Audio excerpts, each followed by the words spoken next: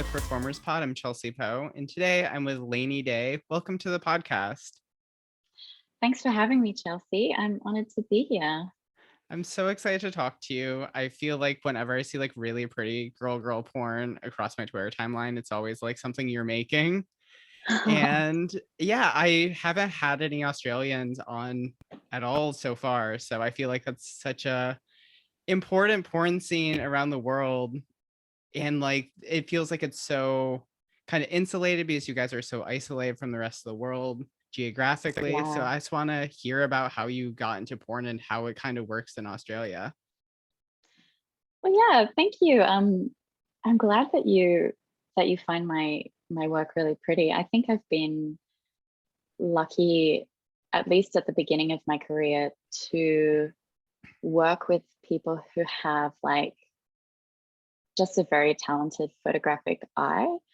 You might have noticed that the kind of predominant aesthetic in Australian porn is this kind of girl next door, hairy, Yeah. amateur, Hmm. young kind of look. Um, yeah, so I think a lot of it has been shot around that style. But yeah, I didn't really start making my shooting my own porn until the pandemic happened because I was too lazy and I like just getting paid and then being able to leave. Um, but Yeah, yeah, it's a I'll lot start of with, work. oh, absolutely. But yeah, I'll start with how I got into it. Well, I when I was growing up, I was quite into photography. Like as a teenager, I I had like a pirated version of Photoshop, and I would like take photos of myself and like put them through some filters and like add bits and pieces and then upload them to DeviantArt. Oh my God, DeviantArt. I forgot about that. Yeah, that was like the original like alt modeling site, I feel like. Yeah, totally. And I feel like that was my true entry into publishing photos of myself online. And I learned some Photoshop skills through that. Um, and then I moved away. So I graduated high school. I moved from Darwin to Melbourne. And I had this boyfriend at the time, and we were long distance. So I started like sending him nudes. And then I was like, oh, I find this is like really fun. Um, and then I started posting my nudes on Reddit, and they got really popular. And I was just like getting so turned on and so like high from all of the attention You that have I the was getting from exhibitionist it. streak. Do you have the exhibitionist streak a little bit as well? I think so. I think I'm like a Yeah. shy exhibitionist. Like like especially at that stage of my life, I was so shy. But to be able to, go onto the internet and have all this positive feedback was like such a good feeling.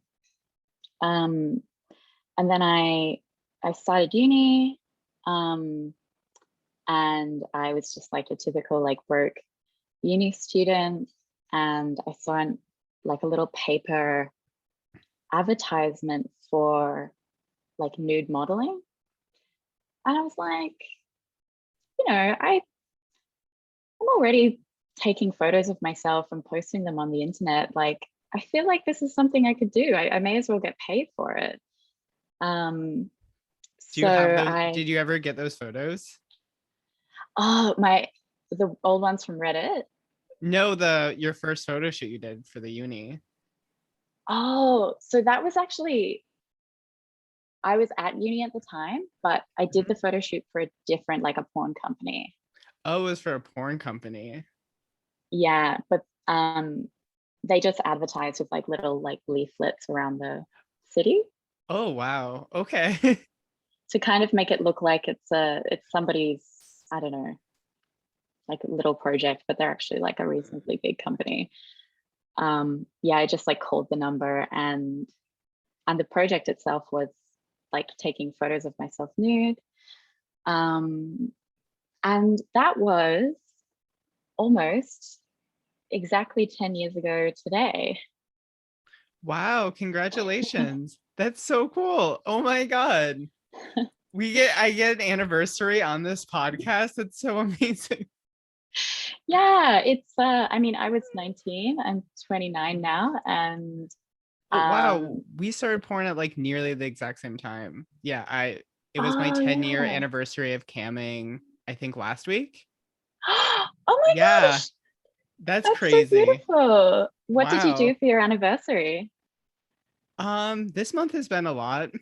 We Yeah. um we went to an award show. That was really fun. I ended up winning, so that was great. It was a camming Hell award. yeah.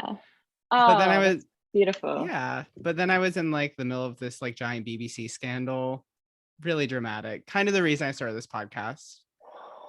Yeah, I saw that online, and like really like good on you for speaking out against that, because that kind of like vile hate speech, transphobia is just like so unacceptable. And yeah, thank you so much. Oh, thanks. Yeah, it's was such an uncomfortable interview and so wild. And yeah, it's just nice to have a regular like last 2 weeks. Like everything has been so boring and great. So Ah, yeah, I haven't yes. really had time to process 10 years in porn, 10 years in camming, all of that. What did you do to celebrate yours? Well, so I kind of have two anniversaries, because this was the time that I shot my first porn Hmm. shoot, but it wasn't actually published until January of 2011. No, Okay. January 2012. So I feel like I should take my true anniversary from when it was like published. Um, but I have some ideas. I'm not sure if I'll act them out, but I kind of have been fantasizing about doing like a lesbian orgy scene with some of my friends. I'm surprised like the Australian sites don't do more lesbian orgies because it feels like it's like all really soft girl. Mm, Like, why don't you guys just do one giant one? I don't know why a company hasn't thought of that in Australia. I think the company Girls Out West, around like a few years ago, this was when Marina Lee was starting to work with them. She told me that her first shoot ever with them was like a giant lesbian orgy, and it was just this like really kind of blissful moment, and it came in this period of her life where she was really like coming into her queerness. And yeah, and I think so, I think they used to shoot them more often. Wow. I was actually also involved in like a wedding orgy, which happened on the day that gay marriage was legalized Oh in my Australia. God. That's so amazing. Wow. So what I thought the shoot would be was that we were all going to get married, that we'd have like 10 performers, and then we're going to be like, yeah, gay marriage is legal, let's just marry everyone. Like, It, but it's yeah. so wild. Like a generation of gays, we all have that now in our country where we like remember what we Yeah. were doing that day. Like it's really wild because I it, never thought it was going to happen like in our lifetimes. It felt so far away. I completely agree, and I have so much gratitude to the people who came before us, Hmm. who fought so hard for so long to make this happen, and to give the next generation something that they didn't have. So thankful for that. Wow, Yeah. that's heartwarming right there. We're like 10 minutes in and we have the heartwarming moment about gay marriage. I love that. Um, Yeah. so you're how did you like get from your first shoot there where you're shooting nudes to like really knowing that it's a thing you wanted to pursue? Um, I shot maybe, I don't know, maybe 4 or 5 sets with this company. And I think between, I think in the 6 months between when I started shooting for them and when I turned 20, I had been offered a job as a photo editor at the company. Oh, wow. So I think that was kind of the stage where I started to identify more as a sex worker, I guess.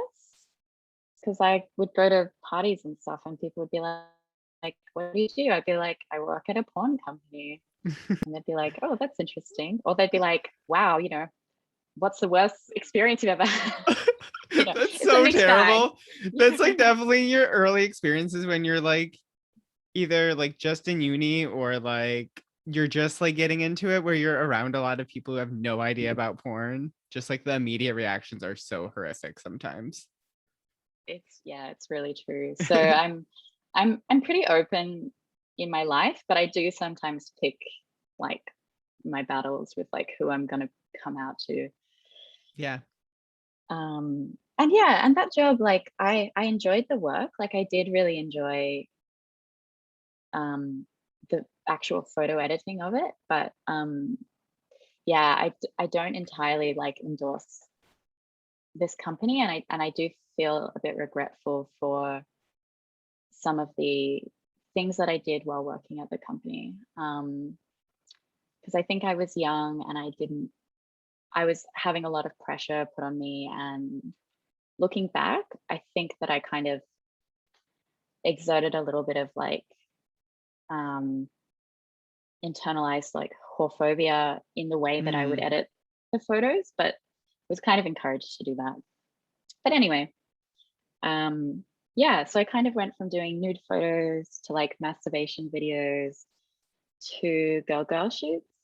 And my first girl shoot was also the first time I had ever had sex with a woman. Oh my God. I've talked to someone else who's had that first experience. So were you like into girls before and you just never had it happen, or?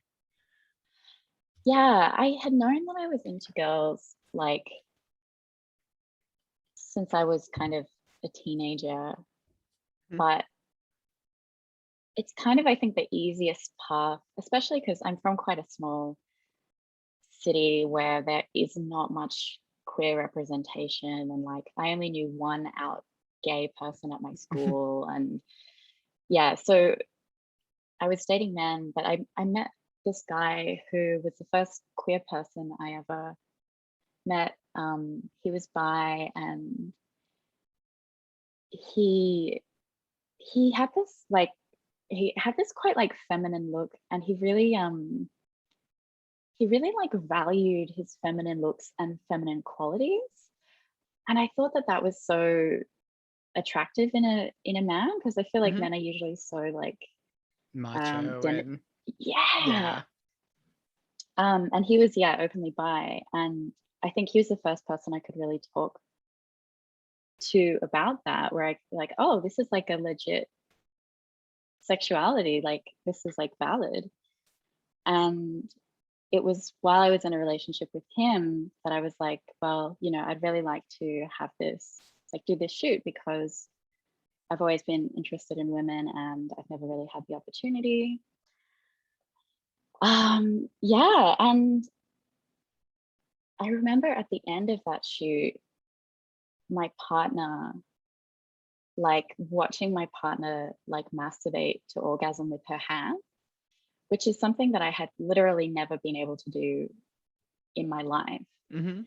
And I remember just like watching her and seeing, how like her chest flushed and how concentrated she got. And like, it was just so beautiful. And the next day I like went home and I tried it myself. And I was able to make myself come with my hand for the first time. And I was Oh like, my God. yay, I learned something new. That's so amazing that you had that first experience on camera. Like, do you have that scene now and like I do have that scene now. I, yeah, so at the beginning of the scene, I remember we were kind of positioned And I think my partner said, "What do you want me to do to you?" And I said something like, "Oh, like kiss me, and then, you know, uh, kiss me down to my nipples, and then like run your hand down my thigh and start teasing me," or something like that. And the director immediately responded with, "Don't narrate it, just do it." So he essentially told us not to communicate at Oh all. my God. And we had not had a boundaries discussion beforehand. Like, it was literally my first time with a woman. And that feedback just like scared me out of communicating. Yeah, of course. I mean, that's really concerning that you were put in that situation. I'm really glad it was a great experience for you, but that's a wild situation Yeah. to be thrown into as a performer. Yeah, usually every scene you talk to your partners before, maybe 5 minutes before, and you just kind of have an outline. Wow. I'm so sorry It, that you were put in that situation. thank you.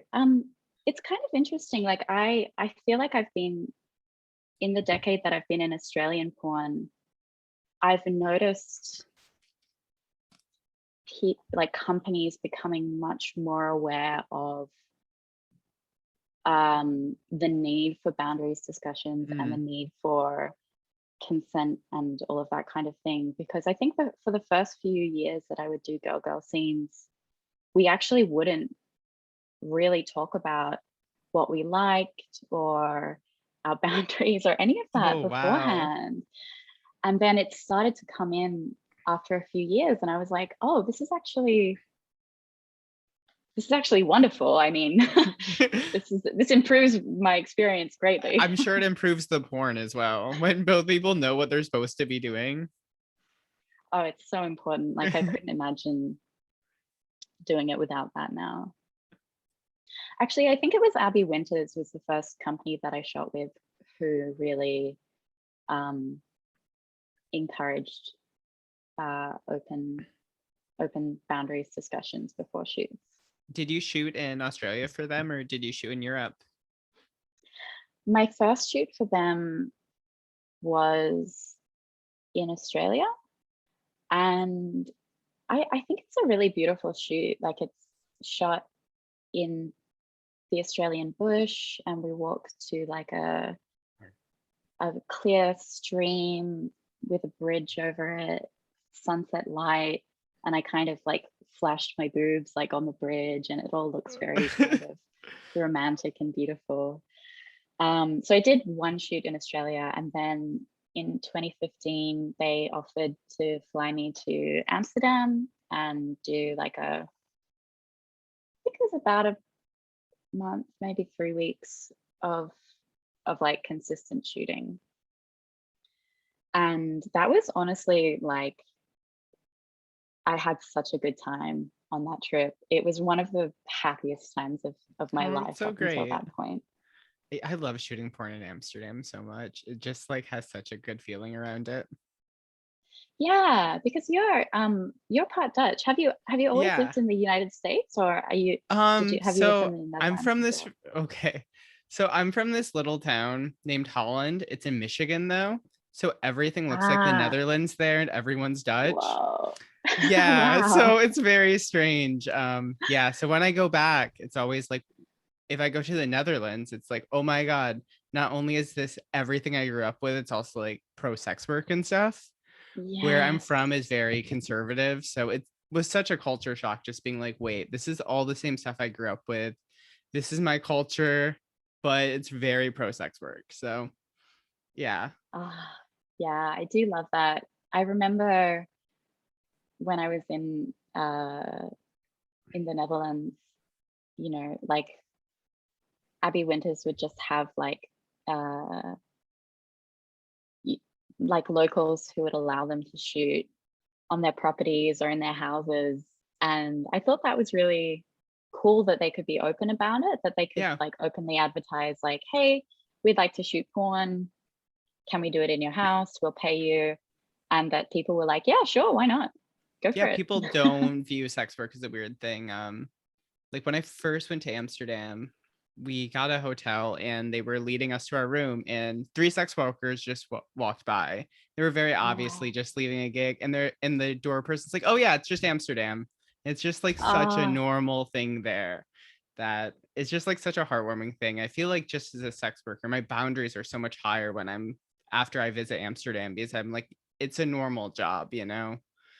When you live I so love many other that. places, just so you just feel criminalized even if you're not doing anything wrong. Yeah, absolutely. I mean, it it must be so hard for escorts in the US and even perhaps porn performance. Like, do you find that the porn laws in the United States can be difficult to navigate, or are they fairly open? They're pretty open. I mean, there's a state, it's called New Hampshire. It's in like right next to Canada. You can shoot anything anywhere except on like a state no, a national park. So you can shoot porn Wow, anywhere. So you could shoot it outside, you can shoot it in a hotel, you can use the city's real name, all that stuff. So it right. really depends on where you are, but I've never really had any legal issues with shooting porn here. I've just had a lot of like different, it's more tech related where I don't have a PayPal, I don't have a Google Wallet. I've kind of gotten Yeah. everything seized over stuff like a $30 cam show or something when I was 18. God, yeah, the financial discrimination is such a headache for us, and particularly I think for porn because you can't really pay for porn in cash, so you have to Well, have like yeah. Okay, the or can you? positive the positive thing is our credit card processor for Trouble Films is located in Amsterdam. So Right. the laws are completely different. We have had issues though. Our Bank of America account for the company got seized because of the credit card processor, because they viewed the Dutch credit card processor as doing things that support terroristic groups and all this crazy shit because they support sex work. Yeah. So it's a wild Wow. experience. It's always a little bit of a thing, but yeah, if you ever need a credit card processor, Veritel in the Netherlands they're really amazing people, and we don't really have any restrictions for what we can shoot and what we can't shoot compared to so many things like MasterCard and Visa. I love that. Veritel, thanks for the recommendation. But Yeah, of course. honestly, I feel like terroristic activities, that is like a new one. I actually Yeah. haven't heard that one before. That is like quite a long bow, like to Yeah, draw. a little bit. Yeah, I feel like that's why decrim's so important, so that these other companies aren't treating us like criminals in every single way. Yeah, yeah. Speaking of decrim, I guess I was going to make the comment like regarding porn and sex work in Australia versus the United States. We kind of have this opposite situation where in Australia, sex work is mostly either decriminalized or like legalized.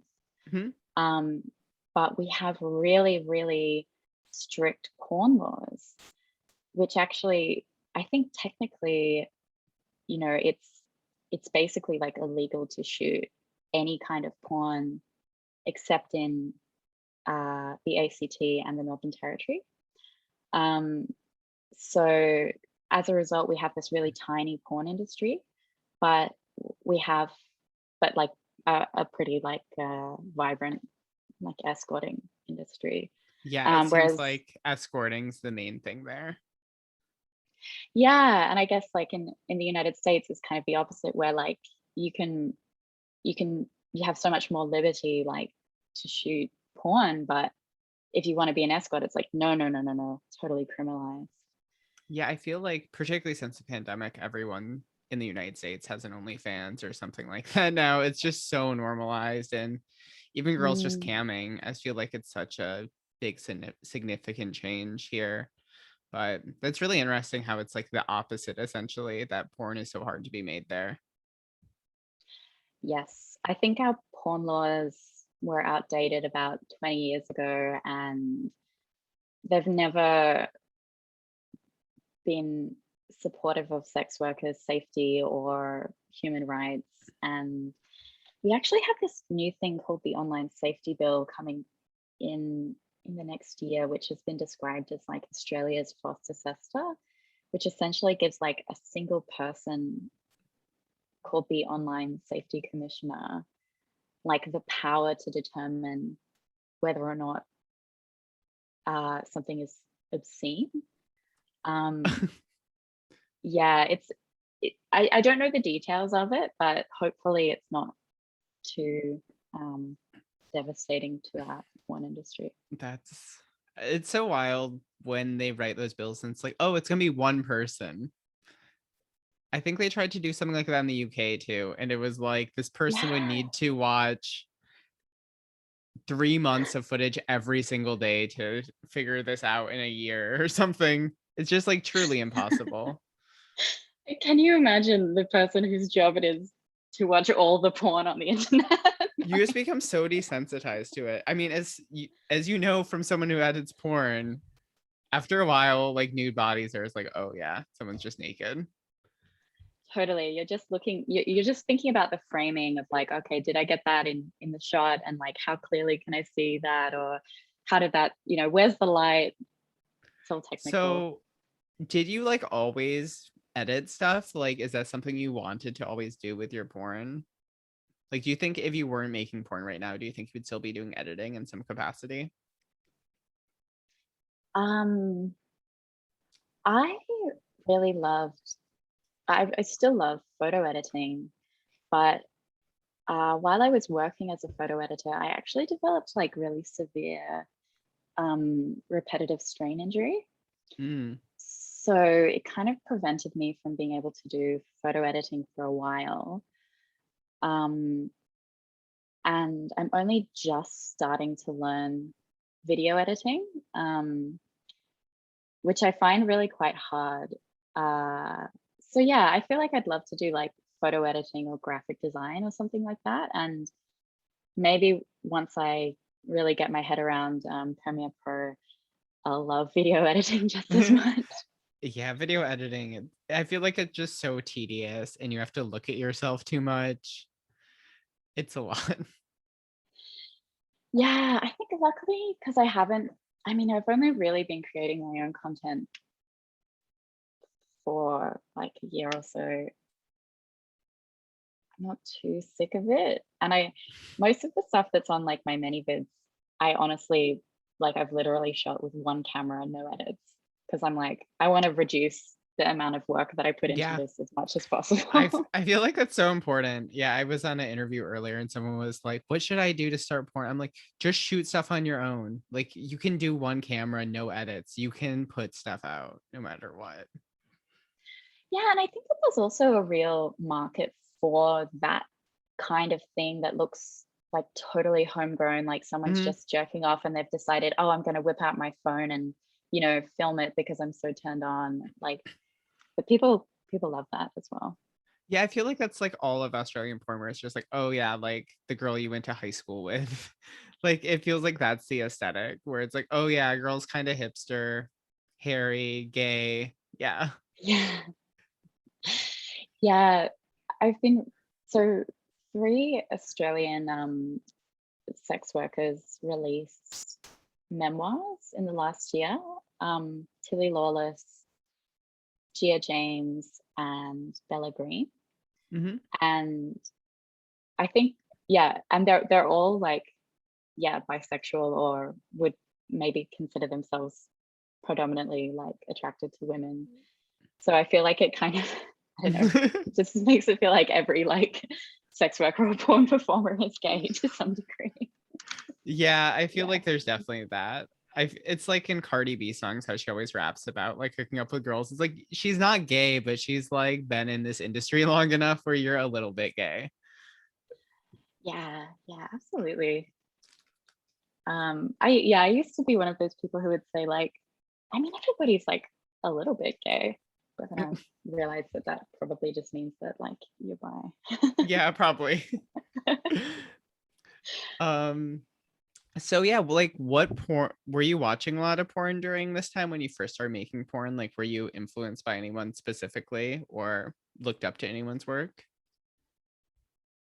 Um, I remember, so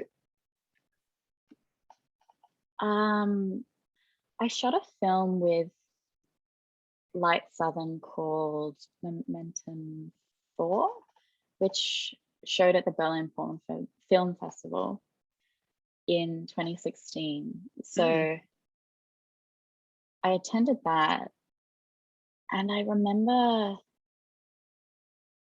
a particular scene by Shine Louise Houston. It was probably just like a crash pad episode. Yeah. I think I remember, yeah, and that they showed it at the porn film festival.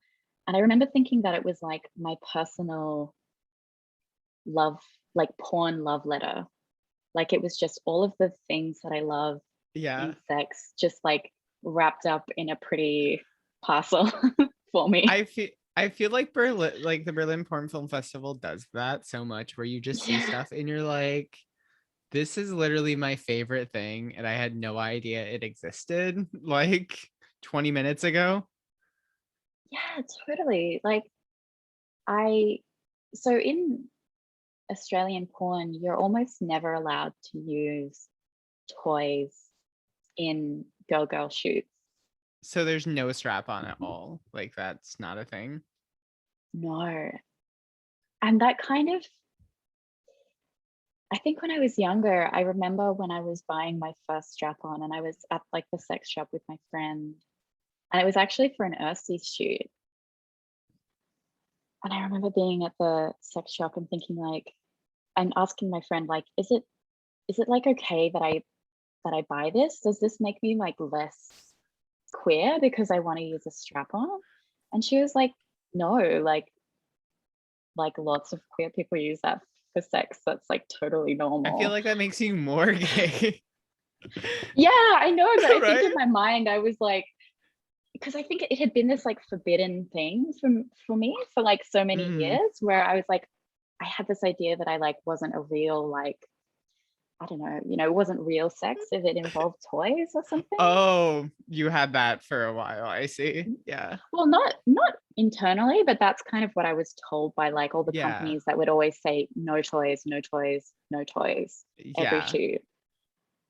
They'd be like, Yeah. no, we just want natural sex, like oral and fingering and stuff, which is like great, but it's like you're cutting out so many possibilities by always banning toys in girl shoots.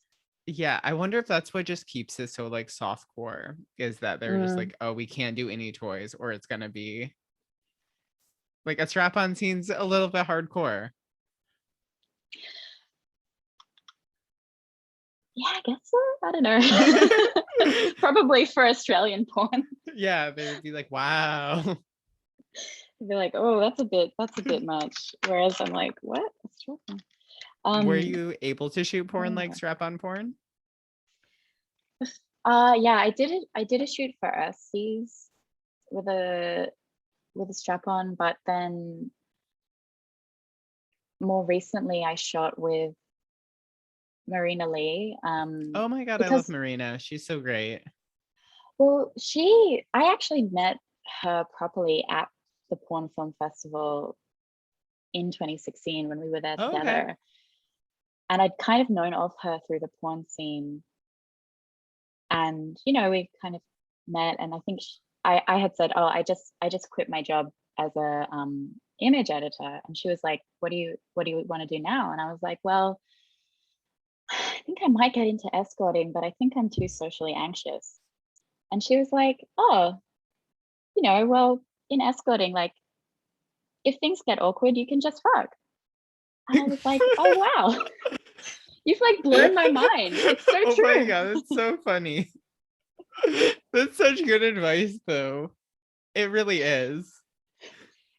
Yeah, totally. And I think that, yeah, that was kind of the moment where I thought, okay, I could actually do this. Like I could actually be an escort. And she, like we became quite close, and she really helped me so much in starting out with escorting. And we've been really good friends ever since. Oh, that's so great. Yeah, she actually went to my hometown and shot a scene. And then she actually shot a scene at my house in the Bay Area. Yeah. Whoa. Yeah, she's really cool. I really hope to have her on this podcast. Her story seems so interesting too, because she was like in porn since like 18. And I just find that so interesting. The people who just like knew that this was gonna be the thing for them, just like straight out, you know? Absolutely. And now, like, you know, however many years later, they're still as committed to it as they were at the start. Yeah, that's so interesting. Did she I know she shot with Owen Gray in the States, but who else did she shoot with? I don't know. Yeah, we did a thing for my movie Femme for Femme that was like all lesbian stuff. In my living room, actually. That's where we shot the scene. And then I had a Oh, movie called Queer Porn Americana, and I was in my hometown and I was like, oh yeah, I'm trying to find performers. And she's like, oh no, I'll come. And I'm like, you're a 5 hour plane ride away. So she flew in just for the day to shoot that. I'm like, okay, you're good. But I love that. so my hometown is very Midwestern. So the food is like very just like not vegetables or greens. And we went out to a restaurant and she was like, do you have a salad? And they're like, we have like tater tots. I'm just like, it's a little bit different than Australia in the American Midwest. But yeah, she's great. I really hope to talk to her on here. Yeah, I think she'd really like to talk to you as well. I actually shot with her professionally for the first time last week.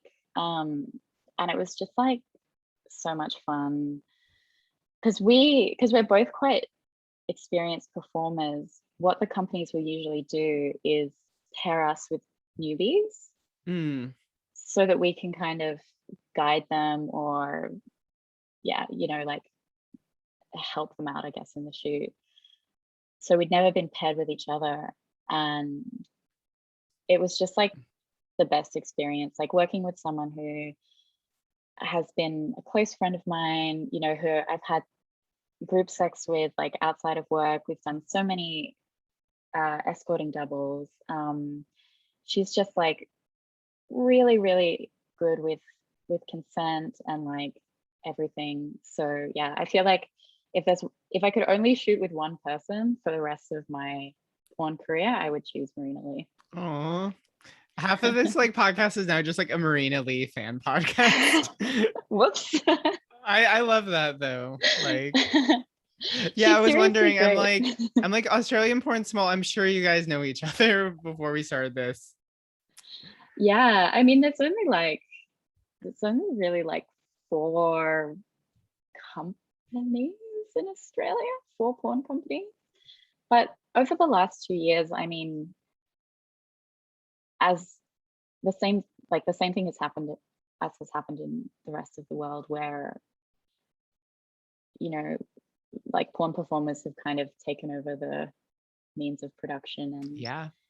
it's much more like there's so much more homemade uh content than there is like content made by big companies. So it doesn't Studios, really yeah. matter anymore.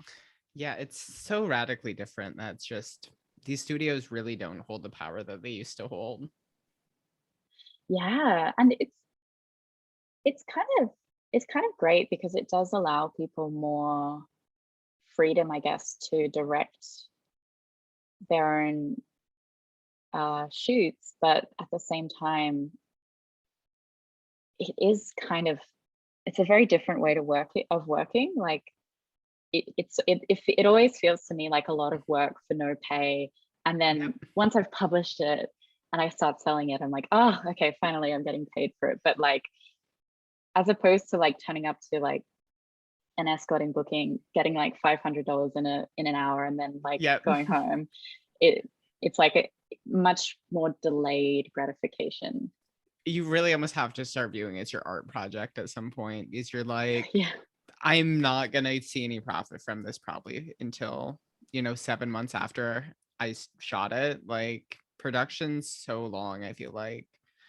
it took me 2 Mm. years to finish a movie once, and it's just like during that process, you just kind of have to deal with it and just keep working on it. Yeah, wow. Have you shot many like feature films? Is that kind of your, yeah? So what we do a lot is we do a lot of like compilation stuff. So we'll do like 4 scenes or whatever and have it be around a specific theme or around a specific aesthetic and then release as a film. So That's actual great. narrative films, we've as Trouble Films, I wrote one and we did it like from like the whole thing, which was very, very difficult with like doing B-roll. And I think we did Oh, 5 scenes. There was a gangbang in it with like 19 people. wow. It was like a whole production that was like 8 months. Um, yeah, and that was really, Yeah. really hard. But ever since, I'm more just do like a theme of like, okay, I'm gonna come up with 5 BDSM scenes and turn that into a movie, or I want to shoot 5 art porn scenes and turn that into a movie. So that's kind of how Yeah. I make stuff now. How do you make stuff right now? Um, I was just gonna say, I love that you have the freedom to do things like BDSM. Like, I feel like the porn laws in Australia have really scared people away from creating that kind of content here. Um, but yeah, it's awesome that you have the freedom to do that. Yeah, I moved here for Um, BDSM yeah. basically. You know the Mm-hmm. kink.com armory? Mm-hmm. Yeah, their castle. I worked there for like 9 months. That's why I moved to the Bay originally, That's which super cool. it was an What, experience. I'm gonna leave it at yeah. that. It was an Okay. experience. I'm happy it's closed. Yeah. Okay. Yep. Yeah. This shooting with companies is often a complex thing, you know? Yeah, I feel like we all see stuff that we're like, wow, that's not that's not great, but Yeah, it's it's funny. Like, I think, you know, it's often, and it can often be the companies that describe themselves as ethical that yep. are kind of being really quite unethical. And I think in Australia, it's like we have this idea that, like, oh, if it's, like a really soft core. Sorry, can you hear that noise in the background? Should I stop for a minute? Not really. I think it's fine. Okay.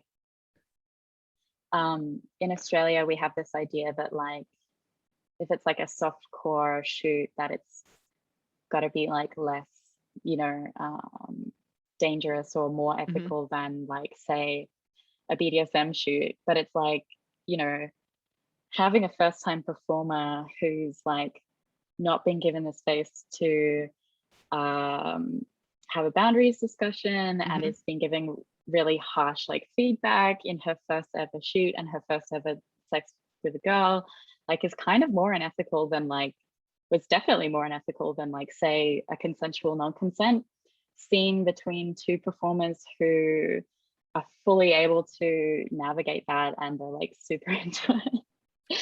It's I wish there yeah. was like more of a system for to protect performers really new into the industry because you truly know nothing going into your first few shoots, I feel like. Yeah, I was actually talking to somebody about this yesterday, about having resources specifically for porn performers, because I find that that's often people's entry into the sex industry, and there can be companies that prey on inexperienced people. For sure. Um, so yeah, we're kind of looking into making resources for like newbie porn performers, because they kind of exist for like newbie like brothel workers, Hmm. escorts in Australia, but not so much for porn performers. Yeah. Yeah, I really hope there's more resources created. I mean, I feel like from when I started porn to now, I feel like there's so many more resources at these Mm. campsites and adult conventions like AVN actually now have like stuff for mental health and actually are making Wow. at least some sort of effort where before I went, there was just nothing. And you you go to these industry events, there's girls having panic attacks, there's all sorts of drama going on, you know? So I Yeah. just feel like it's just so important to actually think about performer mental health. And I'm happy it's like finally starting to happen a little bit, but I think there's still so much Yeah. ways to go. Yeah. It's nice to see how much things have changed in the time that we've been in the industry, but I do feel good, I guess, for the people who come after us. Like, hopefully they'll have more resources and be more savvy and not, be taken advantage of in perhaps the ways that some people were. I mean, like, the company that I first worked for started in 2003, which is around the time there were kind of like three companies in Australia. There was like Girls Out West, Abby Winters, and the one that I worked for. And when they would recruit people in 2003, like, people didn't have Facebook, they didn't have Instagram, they didn't have an online presence. Like, they weren't aware of like crafting their image online in the way that everybody is so acutely aware of Mhm. nowadays. I think people would just do shoots and think like, oh, it'll go on the internet somewhere, I'll never see it again, Yeah. whatever. And um and maybe would do things that, like, I don't know, they wouldn't necessarily have done had they had more knowledge of exactly how long that would be around for. Whereas now I feel like people going into the industry, it's like, we know the internet is forever, and I think we know more, like, uh what the consequences can be and that kind of thing. Yeah, I totally agree. I also feel like performers have such more of a way to work and produce stuff on their own now that there truly wasn't when we both got into this industry. Mm, Like yeah, you could shoot stuff on your web camera, but like there was nowhere to sell it. It was just like, oh, yeah, maybe I'll put on a tube site and maybe I'll get more advertisement for whatever I'm trying to do, whether it's camming or whatever, you know? I feel like it's just so different now. yeah. I mean, I used to go on like Omegle and like literally do like cam shows on Omegle. Oh, damn. Yeah, I think I Yeah. had a moment of that at some point in my life where I was just being slutty on camera before I realized I could make money for being slutty on camera. Yeah. Oh, it's good that you were able to access that like early on in your career. Like, yeah, like getting paid work through camming. Yeah, yeah, that was definitely, I just needed the money more than anything. My partner was really wanted us to cam and something I wanted to do for a little bit, but yeah, it just kind of started happening. And I was like, wait, I can make this amount of money just staying in my house right now. Like that first $20 you make on camera, it feels so intense because you're just like, wow, this just appeared out of nothing. I'm literally just in my bedroom right now. Yeah, I think the first time I got paid for camming was through Abby Winters, where they'd do like two different versions. So there'd be like a kind of pre-scheduled cam show that anyone could log into and watch, and you'd just get paid a set amount for that. Or there would be like private cam shows where you'd kind of go online and you'd just be like hanging out, and then people would like book you. And I think my rate was like $3.50 a minute or something like that. And I remember thinking like, I'm getting paid like, oh, maybe it was like $5 or something like that. I was like, I'm getting paid like $3.50 a minute for just for like camming. Like, Yeah. I could, yeah, like, I don't know. It just felt, I don't know. It's really fun when you first get that like taste of like sex work Yeah. money.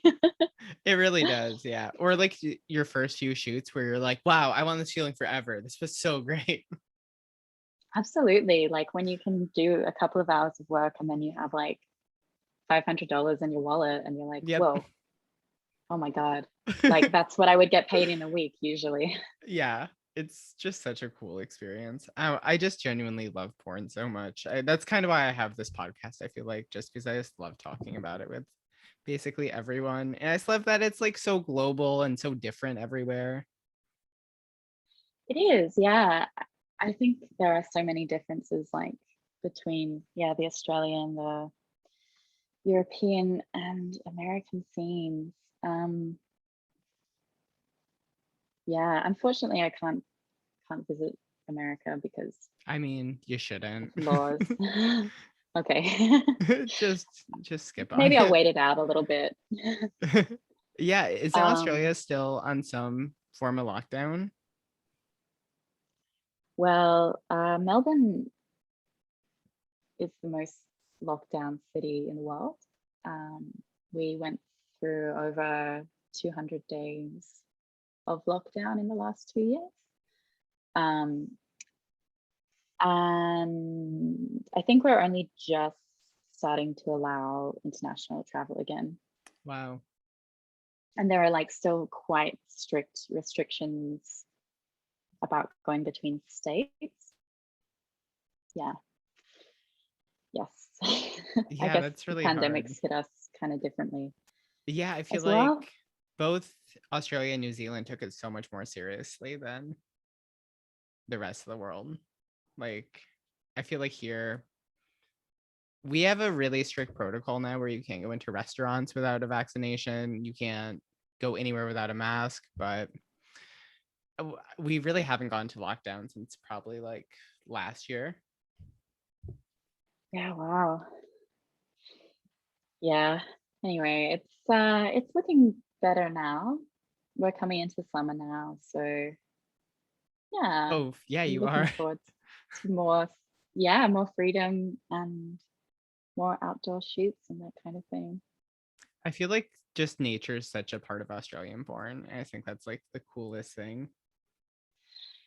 Yeah, I really agree. I think um it's definitely one of like shooting in nature in Australia is one of my favorite things because the bush here can be so magical and just so awe-inspiringly beautiful that it does kind of, yeah, it does kind of fit with the whole like, I don't know, natural girl next door kind of thing. But it just makes you feel free, like being naked and expressing your sexuality, like out in the open where Hmm. you're the only person around and then you're surrounded by trees and streams and like grass and yeah, Yeah. everything. Yeah, it's just so cool. It's worked its way into the porn. But so I have two more questions for you. I don't want to keep you all day. Um, so you've obviously accomplished a lot in your last now 10 years. This is your 10-year anniversary of sex work, right? Yeah, yeah, thank you. So what do you wish that you still want to accomplish in the future? Um, from an escorting side, I'd really like to get a website and raise my rates. But from a porn perspective, um, I did I did a scene that was kind of more hardcore than other scenes that I've shot. It was like a blow bang scene where I was like getting just like roughly face fucked by like three guys with like really big cocks. And I really love deep throating and Hmm. it kind of puts me into like subspace. So like after that Oh, scene, I was definitely. just like blissed out, like like having three guys like come on my face. I was just like in heaven, like I was so happy. But I feel like that scene really didn't fit, or it really doesn't like fit with the image that's been crafted of me so far. But it's personally something that I really liked. So I feel like I'd like to explore more like, I don't know, like harder stuff, like more group sex, maybe more like BDSM. Yeah, I don't know, just have a bit more freedom to shoot It's so raunchier amazing. porn. I just love that like porn can be a space for that where you're like want to do a gangbang or some really intense BDSM that you have the space to do it in a safe way and then you have this footage afterwards. Like I'm Yeah. super terrified of electricity and I wanted Oh, to do electricity scene, and it was like I was like crying, but at least I'm now I'm like, wow, I have this really great scene from it. I was terrified. yeah. Like that was genuine Oh yeah, fear, but at the 100% same, genuine fears and tears. Yeah, 100%. oh, so good. But at the same time, like completely like consensual and just like Oh a yeah, definitely. really blissful experience for you, I Yeah. guess. Yeah, that's just like what I love about BDSM porn as a whole, though, is you can try all these really intense things that would really be hard to do logistically in real life or not be safe. And just to know that you're working with other professionals with it, I feel like it's such a great experience. Yeah, absolutely. Yes, especially in around BDSM, I think people can become particularly like literate in consent. Yeah. Yeah. Well, I have one more question for you. First off, thanks so much for talking to me. This has been such a great experience. Oh, it's been such a pleasure. It's been really nice to learn about you, and I hope I've given people a little taste of the Australian porn industry as I well. think you definitely have. Like, I think Yeah. you covered the aesthetic that you're like, okay, there's hairy, it's gay, it's outside. That like Yeah. kind of it really provides a good like just a visual aesthetic, I think, of the whole vibe. Yeah. So this is the most out there question I ask this to everyone. If you could magically change one thing in porn, so like tomorrow when you wake up, it's totally different, what would it be? I think this will touch on a theme that I've probably covered quite a lot in this podcast already, but um, I just like everybody to be better at communicating about consent. It's a really good one. And yeah, um, yeah, I just really wish for people going into porn, like moving forward, that they are able to express their boundaries and respect other people's boundaries and not feel pressured to do anything that they're not comfortable with. Yeah. Yeah, I think that's a really good way to end it because I feel like that really goes through the whole conversation we had too. Yeah, yeah. And I think with porn moving more into being um, produced by the performers, Hmm. that is kind of happening. Like people are getting Yeah. more agency over these kinds of things.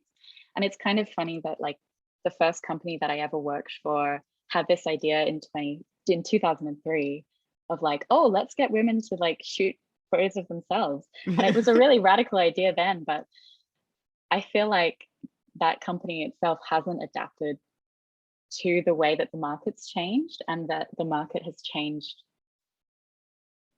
to genuinely give performers like full control over what they shoot, Yeah. and it has become kind of the vision that this company wanted back in But for 2003. them, But yeah, yeah. yeah, Yeah, it, it's just so amazing that the more porn goes on, the more it's going to become decentralized. And just knowing that's mm, happening is just so great. Just knowing that these studios who thought they controlled the entire porn industry yeah, really don't. absolutely, it's so beautiful. But also on that note, editing and shooting porn is like so much work, It's and so much work and so hard, and I hate it sometimes. totally. And if you're listening to this, like please pay for our porn. Like Yes. it makes us so happy when you buy our porn and pay for our labor that we produce for you. Yes. Where can everyone find you on social media? I'm on Twitter as Laney Day X, and I'm on many vids as Laney Day. And if you're in Australia and you'd like to book me as an escort, you can find me on Scarlet Blue and Ivy Society. Awesome. Thank you so much. Bye, everyone. Hi, Chelsea. It's been such a pleasure. Thanks. Thank